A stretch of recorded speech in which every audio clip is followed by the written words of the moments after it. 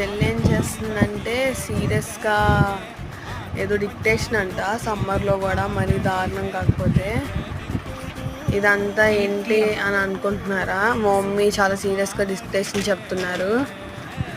ఇది వచ్చేసి పిల్లోస్లో కాటన్ పెడతారు కదా, అదనమాట.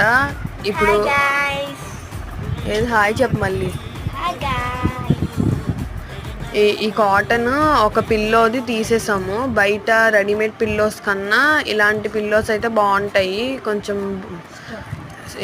దీని లోపల ఈ స్టఫ్ బాగుంటుంది. ఇది బయట పర్చేస్ చేసుకోవచ్చు. అదే మనకి టడ్డీ బేర్స్లో వస్తాయి కదా అలాంటివి. బయట దీన్ని అమ్ముతారు మనకి. దీన్ని అమ్మి మనం